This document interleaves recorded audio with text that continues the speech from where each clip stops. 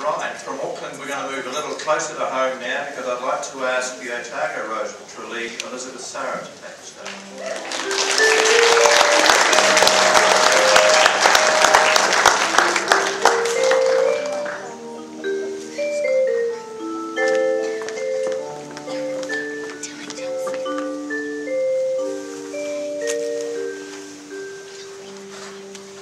Elizabeth is a 23-year-old student and part-time retail assistant from Dunedin who enjoys tramping, swimming, music, photography, sewing, writing, water sports, well that would have been handy in Dunedin last week, and making and fixing things. Elizabeth, you're studying at Otago University. What are you studying there? I'm studying a Bachelor of Education to be a primary teacher.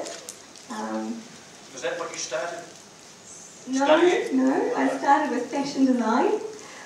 Very creative person, so I thought, well, if we're going to give it a go, I love clothes. What girl doesn't love clothes?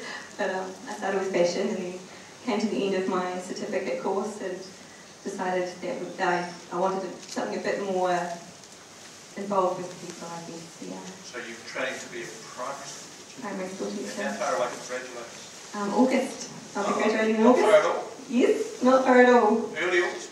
Early August, I think. That's good because you might be engaged in later. Somewhere else.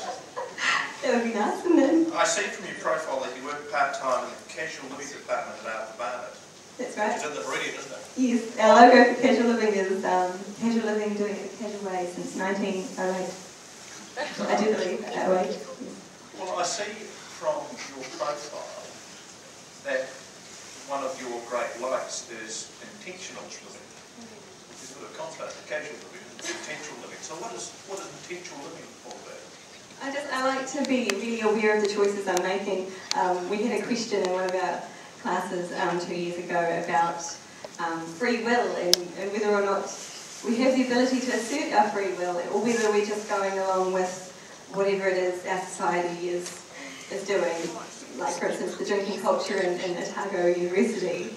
Are we making a conscious decision about that, or are we just going with the flow? And I guess I believe life can be very rich if we're intentional about it and aware of every choice that we make. So I try and think about what I do every day. Speaking of rich, one of your personal ambitions is to become a chocolatier. And another one is to do pottery. Yeah. So have you done either of those before? I'm just exploring in the early stages. At the same time, how would you do pottery and chocolate? With chocolate. Ooh, make a pot for the chocolate. Chocolate pot. A chocolate pot, yes. That might be sort of a new thing. Yes. Fondue, perhaps. Elizabeth, I was intrigued to see from your profile each of the roses was asked to nominate a person that they would most like to meet. And Elizabeth chose, this was quite a surprise to me, Patricia Bartlett. Yes, I know. Can you tell us just how you ended up choosing Patricia Bartlett? She's a bit of a character, isn't she, Patricia Bartlett? I read about her actually right back when I was in fashion school. Just a little insert in a magazine. She just was quite radical.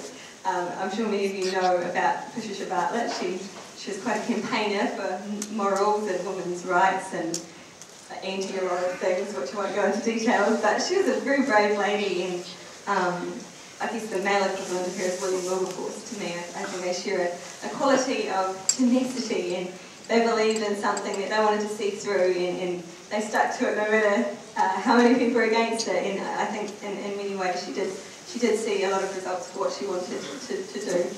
Don't necessarily agree with absolutely everything, but I definitely would love to have a few of her qualities. Elizabeth, you have some aspirations yourself to travel by. Yes, I do. Yeah, I'd love to get in touch with my heritage. My granny was from Southern Ireland. She was from, well, there's great debate about where she's actually from, but from Kells. And I'd love to go and study there for a while and just get in touch with the culture there. So it's definitely going to happen. It's just a matter of when for me. Yeah. Elizabeth, just to close, can you tell us what you believe the qualities should be for the 2010 New Zealand Rose of Tralee? That's a big question, isn't it?